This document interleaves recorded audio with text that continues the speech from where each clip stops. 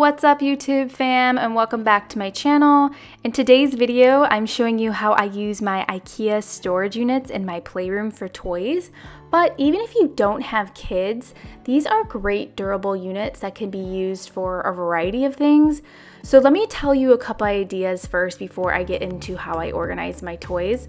I could see these in a laundry room for all those cold weather accessories, extra boots and stuff like that, a craft room, a college student who doesn't have the dresser space they need. I've seen the top units used as bookshelves.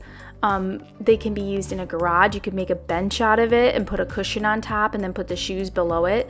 There's really just a lot of ways to use them, and they are very durable. We've had ours for a few years now, so I will put the link up for them below because they are very affordable too. They're about $40 to $60 a unit depending on which one you get, and the bins are only between $2 and $4, and they come in a variety of colors. So check them out. I think that you'll really like them for that back to school organization or whatever you may need them for.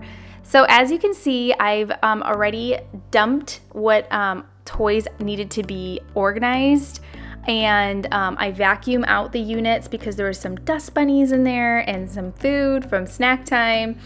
Abby is throwing some toys right now, so I'm trying to train her, hey, we don't throw, and this gives me a great opportunity to teach her while also cleaning and organizing. It's just that age where she likes to be very involved, and I want to encourage stay-at-home mamas, or even if you're a working mom, like sometimes our kids have to be a part of our chores like cooking and cleaning, and yes, there are times when they may get in our way or under our feet. I've had plenty of times where my little ones are following behind me, so those are the times when I put on a movie or give them a special toy that they normally don't get to play with and put them in another room so I can finish up what I was working on.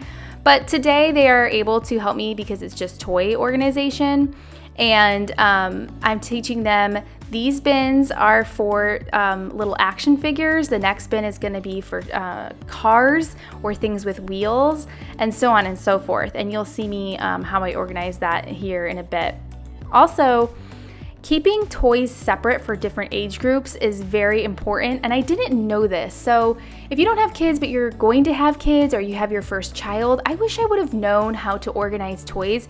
It just comes in handy because once I had my daughter and she was putting everything in her mouth, I thought, how am I going to keep all these toys separate? And so I keep toys that Abby can choke on above where she can't reach, and even Johnny can't reach still, and he's going to be 5, and it just helps me have a peace of mind. So I'm constantly going through the bins, making sure there's nothing that got snuck in there on me that she can choke in, or that there's dirt in there, because that's just gross too. Side note, Johnny is in his swimsuit. It's his like Florida uniform. He always thinks he's going to go to the pool, so just in case someone's willing to take him to the pool, he's always ready to go. It's really cute. But anyway, so I'm just continuing to wipe them down, and I want to touch back on how I keep the toys separate and organized too. We are trying to cut back on plastic and the amount of toys the kids need. So I like to keep things that are obviously special to them or were gifted to them, but also reminding them that they don't need that much stuff. So you will see at the end of the video things that just added up. Sometimes when my husband and I clean, we just throw everything in the bins, out of sight, out of mind. But really, in reality, we know they're Abby's drinking the fake bottle. Really, in reality, we know that they're unorganized and not clean. So this is why I like to break it down and keep it so when the kids go to play, they're not making a bigger mess, or they can just grab a bin with action figures in it, and that's what they want to play with for the day. I'm going to finish up here wiping all of these toys down, and then I will show you guys what I do next after I've gotten the toys in the bin clean.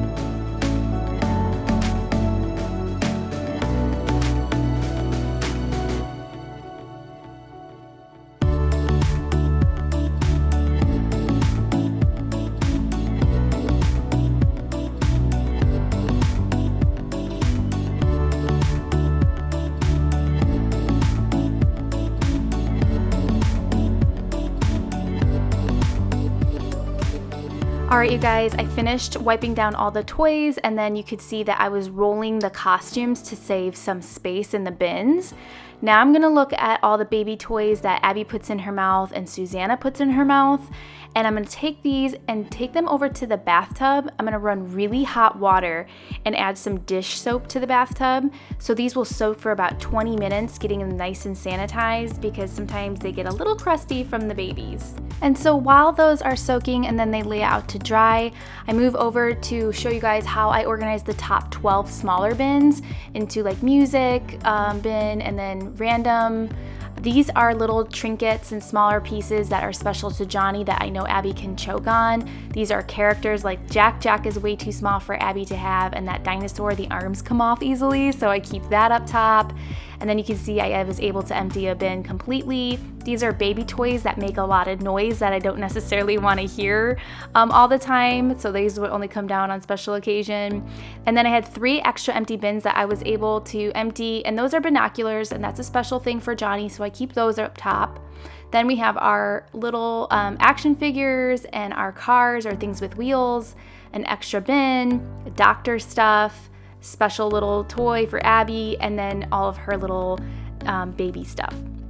And then I have the bigger bins, have the bigger action figures, bigger cars within things with wheels. And then with the costumes, like I said, I roll them, and I actually can stuff some stuff in the helmet too to save some space. And then other baby toys that either make noise or have wheels on the bottom as well. And even though I don't keep all of the toys out, I like to keep some toys out that are easy for the kids to grab. It keeps it colorful and fun. I mean, it is a playroom, so I want things to stimulate their imagination and creativity.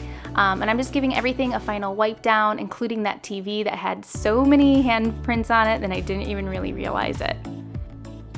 And then I come over to our hall closet, and though we keep linens in this closet, this is actually where we keep special toys. So these are toys that need an adult supervision. Johnny knows he's not allowed to come in this closet without mommy, daddy, or a babysitter.